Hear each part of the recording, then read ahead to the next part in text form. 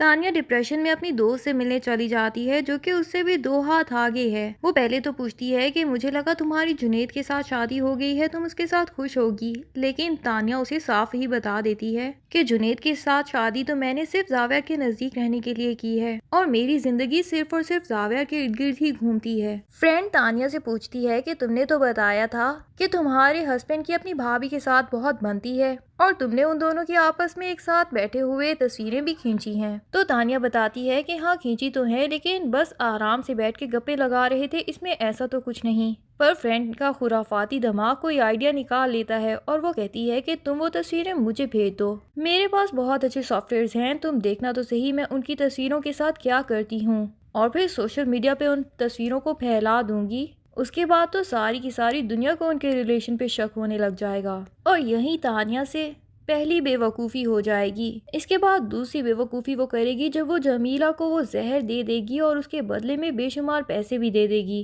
اسے تو یہی لگتا ہے کہ اس طرح کی حرکتیں کر کے وہ اپنے راستے کا کانٹا نکال سکتی ہے، لیکن اسے کیا پتا جسے خدا رکھے اسے کون چکھے۔ اور درِ نایاب تو خدا سے خاصی قسمت لے کے آئی ہے کہ اس کے ساتھ کوئی برا کر ہی نہیں سکتا اور تانیہ بھی اس طرح اپنی ہی چال میں خود ہی پھنس جائے گی۔ جمیلہ تانیہ سے پیسے لے کے لالچ میں آ کے درِ نایاب کو میڈیسن تو پلا دے گی، لیکن درِ نایاب کی طبیعت وہ میڈیسن پینے کی وجہ سے آخری پیپر کے دن اتنی خراب ہو جائے گی کہ وہاں پہ ایگزامینرز بھی زاویہ کو کال کر کے بتا دیں گے کہ آپ کی بیوی کی طبیعت بہت خراب ہو رہی ہے۔ زاویہ کو پہلے تو وہاں پہ ویڈیو کو دیکھ کے بہت غصہ آئے گا کہ میں نے اس کو پیپرز دینے سے روکا بھی تھا، لیکن بلا وجہ ہی اس نے اپنی ضد پوری کی اور پورے کے پورے شہر میں ہمیں بدنام بھی کروا دیا۔ اور وہ تو یہاں تک بھی سوچ لے گا کہ اب درِ نایاب کے ساتھ اس کا رہنا ناممکن ہو چکا ہے، لیکن جب وہ ڈاکٹرز کے پاس درِ نایاب کو لے کے پہنچے گا تو پتہ چلے گا کہ درِ نایاب کو کسی نے ناشتے میں زہریلی دوائی پلائی تھی جو کہ اس کے بچے اور اس کے خود کے لیے جان لیوا ثابت ہو سکتی تھی۔ اب تو زاویہ کو تشویش ہو جاتی ہے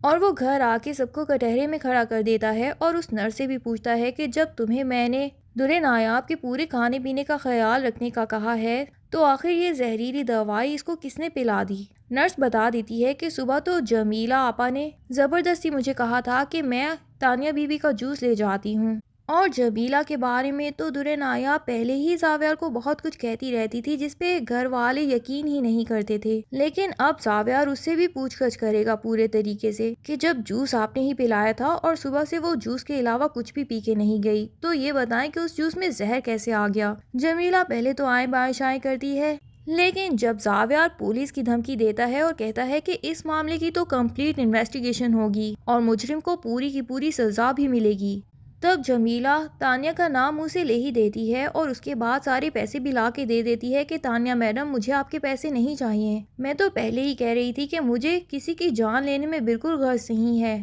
ہاں ٹھیک ہے میں پیسوں کی لالچی ضرور ہوں، ضرورت لالچی بنا ہی دیتی ہے، لیکن میں اتنی بھی بے حس نہیں کہ میں کسی کی جان ہی لے لوں، اور وہ بھی درِ نایاب جیسی معصوم لڑکی کی جنہوں نے میرے ساتھ تو کبھی کچھ برا کیا ہی نہیں ہے۔ بلا وجہ پہلے بھی آپ نے مجھے ان کے اوپر الزام لگانے کا اور سب کے سامنے ان کو برا بنانے کا کہہ دیا۔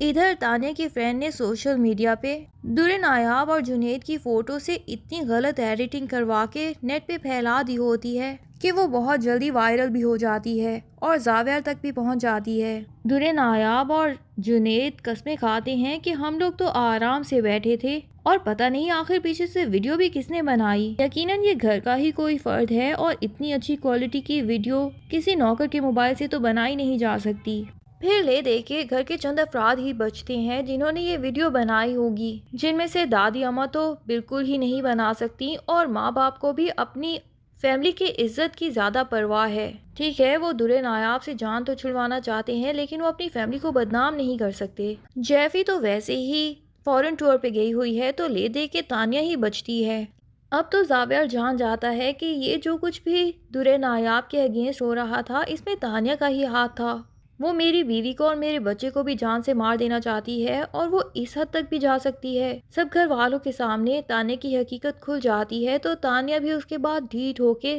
صاف ہی ساری سچائی بتا دیتی ہے کہ ہاں میں نے سب کچھ کیا تھا اس لیے کہ مجھے جنید پسند ہی نہیں، میں نے تو اس سے شادی صرف اور صرف زاویہ کے نزدیک آنے کے لیے کی تھی۔ پتہ نہیں کیا دماغ خراب ہو گیا تھا اس انسان کا کہ اس نے اس جاہل گوار لڑکی کے ساتھ شادی کر لی، اس کو مجھ پہ فوقیت دی۔ میں زاویہ کو بتانا چاہتی تھی کہ وہ کتنی گری ہوئی لڑکی ہے اور وہ زاویہ کو ڈیزرو بھی نہیں کرتی۔ غضنفر پوچھ لیتے ہیں کہ زاویہ کو یہ دکھانے کے لیے تم نے اتنی گھٹیا حرکت کی جس کی تمہارے سے تو ہم لوگ امید بھی نہیں کر سکتے تھے۔ تم نے پورے گھر کی عزت داؤ پہ لگا دی۔ اس وقت بھی ہم لوگ درے نایاب پہ غصے ہوئے، لیکن اس کی بیماری کے پیچھے بھی تمہارا ہی ہاتھ تھا، اور اب تو سب کو ہی تانیہ پہ بہت غصہ آتا ہے۔ اب جنید بھی کہہ دیتا ہے کہ میں تو آپ لوگوں کو پہلے ہی سمجھاتا تھا کہ میں ایسا کچھ نہیں کہتا جیسا کہ یہ آپ کے سامنے میرے بارے میں امیج بناتی ہے، اور اب مجھے سمجھ آئی کہ یہ سب کچھ صرف اور صرف زاویہ اور بھائی کو حاصل کرنے کے لیے کیا جا رہا تھا۔ آپ لوگوں کے سامنے مجھے برا بنا کے یہ خود اچھی بننا چاہتی تھی، ادھر سے ان دونوں کے گھر میں آگ لگا رہی تھی